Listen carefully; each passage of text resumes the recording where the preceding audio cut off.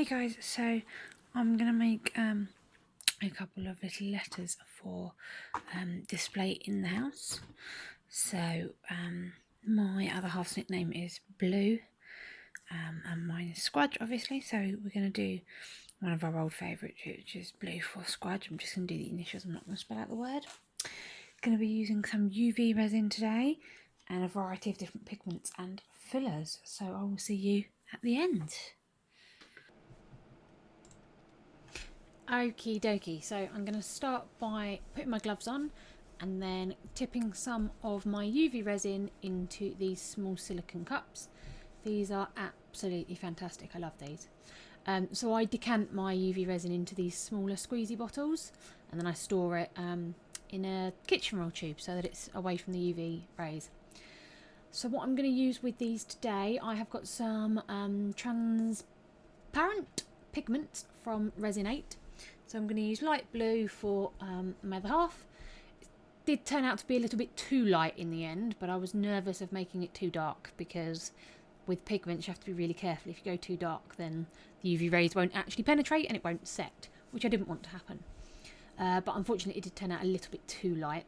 And then the violet for me, which was a lot darker than I expected, and I absolutely love it. I love this colour. It's just stunning. So there's the purple and the blue.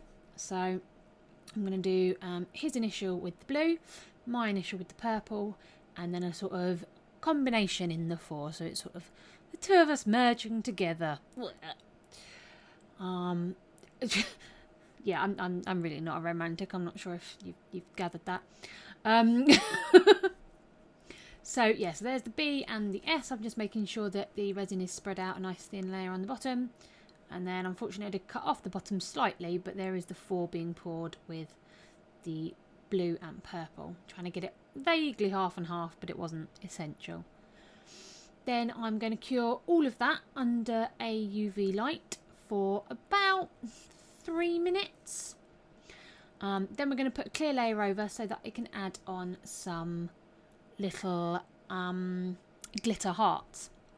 So with the glitter hearts, what I decided was I was going to do purple ones on the blue side and blue ones on the purple side. I mean, it really sounds like I'm romantic, doesn't it? I mean, I'm not. Anyone who tells you will tell you that I'm really not. So I'm just spreading out a very thin, clear layer because I literally only want to have enough on there to glue the hearts down. And then I'll get out my little organiser. This was from Amazon, I believe. So I'm just going to dab my stick into the resin and then pick up a few of the hearts. Now these are very fine and very small and have a tendency to stick together and then just look like an ugly blob rather than a heart. So you'll see I pulled out a couple for the 4 and ended up having so many that they went into the B. I did end up getting a few of them out and just putting them on my glove to separate, which worked out to be the easiest way. I tried to separate them in the resin, but it was fiddly.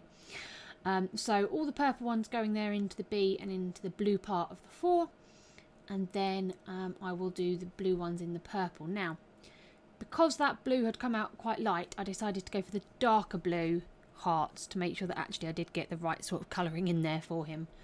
I was tempted to go back and do like a blue layer over the back of the B and the 4, but no, too much effort. This is a quick video, so yeah, it's fine as it is, and he doesn't actually mind the colour. He'd prefer a darker, but I don't think he minds considering it's still blue. So I've done the 4, and then I'm just putting them into the S as well. Then I'm going to cure that layer, and then going to put another clear layer over the top just so that it's nice and smooth.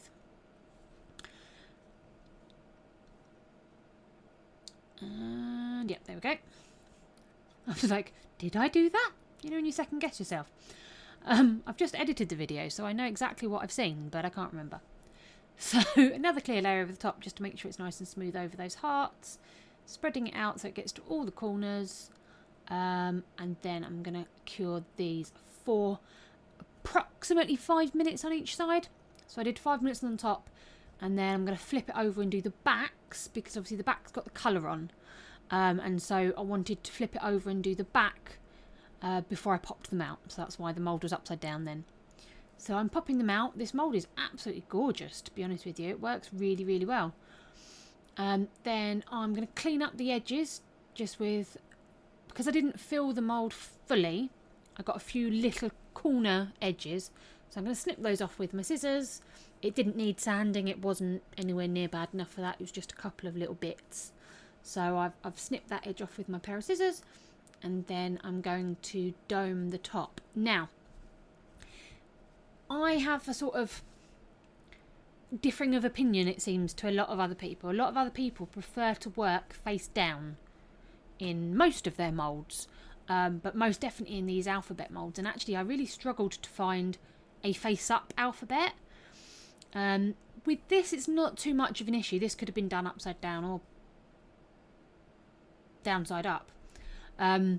But for pieces where I'm implanting flowers, where you get a lot of bubbles because flowers are pesky and they hold air, I prefer to work this way up so that if there's a bubble, it's at the back, so I'm not as bothered, rather than there being a nice big bubble at the front of my piece. So I really like working this way up, but you tell me, do you like working this way up or do you prefer working face down? I think it's I don't know.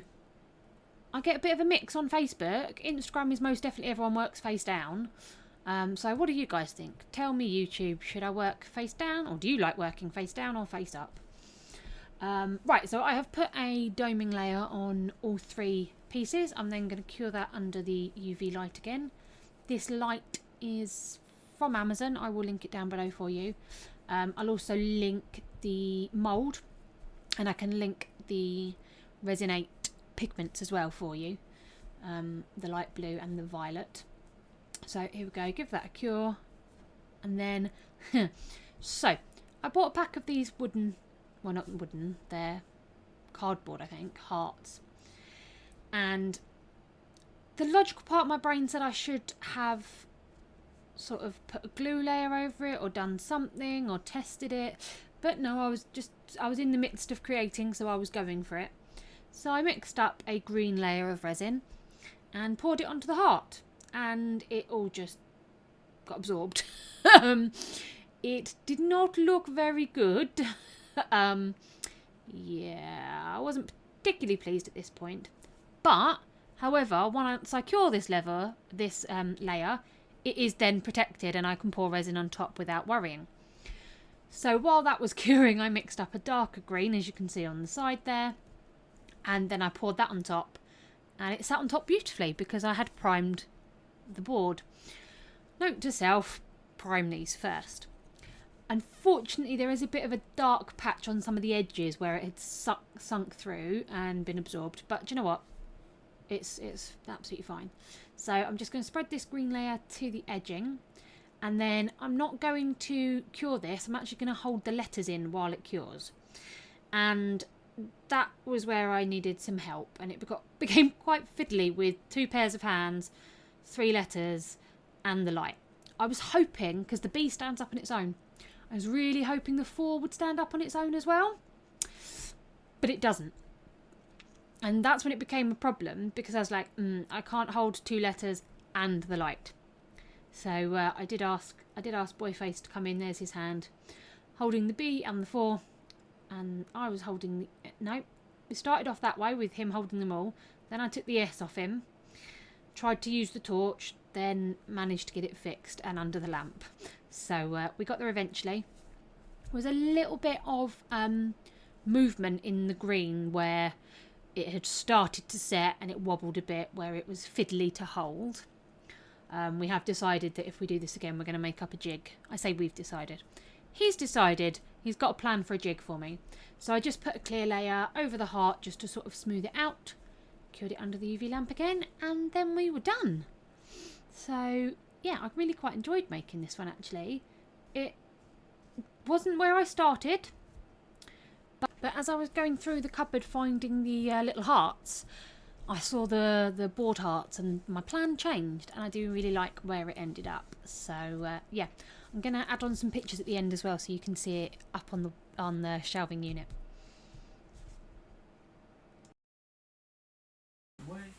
Okie dokie, so we have finished. Okay, thank you very much for spending time with me today, guys. Stay indoors, stay safe, keep crafting. Bye.